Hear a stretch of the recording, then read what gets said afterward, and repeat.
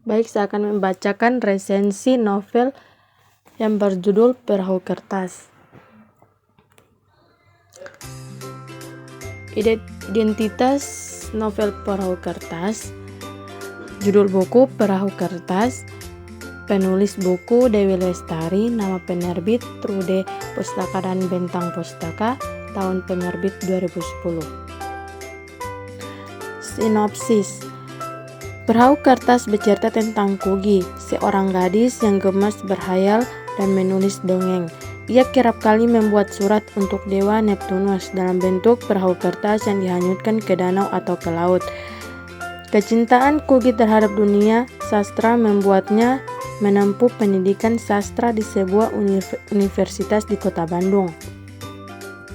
Sementara itu, Keenan adalah seorang pria yang gemar melukis. Setelah singgah di Amsterdam bersama seorang nenek, Keenan akhirnya kembali ke Indonesia dan mengenyam pendidikan di kota Bandung. Keenan sebenarnya bercita-cita untuk menjadi seorang pelukis, namun ia terpaksa masuk ke Fakultas Ekonomi karena keinginan sang ayah. Sahabat Kugi sejak kecil, Noni, mempertemukan dirinya dengan Keenan.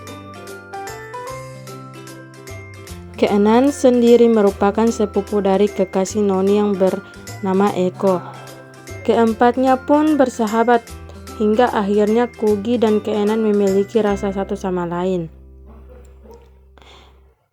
Suatu ketika Keenan harus kembali ke Jakarta karena harus melanjutkan perusahaan keluarganya. Kugi dan Keenan pun bertemu kembali di kota Jakarta. Dan demikian perasaan itu mereka pendam dalam hati karena Kugi sudah memiliki kekasih bernama Joshua. Sedangkan Keenan dijodohkan dengan sepupu Noni yang bernama Wanda. Hubungan Kugi dan Keenan semakin merenggang setelah Keenan berpacaran dengan Wanda. Suatu saat, Keenan mengalami masalah sehingga ia harus mengakhiri hubungannya dengan Wanda. Masalah keluarga dan patah hati yang dialaminya membuat Keenan meninggalkan kehidupan di kota Bandung. Ia pun pergi ke Bali dan bertemu dengan Pak Wayan yang memiliki hobi melukis. Selama menetap di Pulau Dewata, Keenan mulai melanjutkan bakatnya di bidang seni lukis.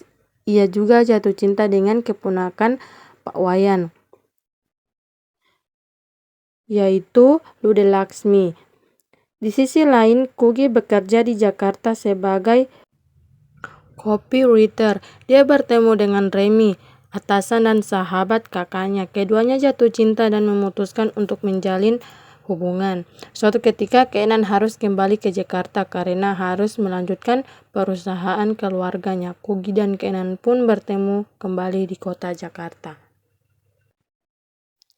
Kesimpulan dan amanat. Di novel karya Dewi Lestari ini, kita dapat mengambil berbagai amanat yang memuat di dalamnya. Hal itu seperti bersikap rasional, bahwa memang kenyataannya tidak semua hal yang kita impikan atau cita-citakan akan terwujud. Dengan kata lain, menerima realita hidup yang sesungguhnya. Kemudian kita harus bijaksana dalam memutuskan sesuatu hal sebab di setiap pilihan tentu ada konsekuensinya. Intinya dalam sebuah pencapaian adanya proses panjang beserta segala halang rintang.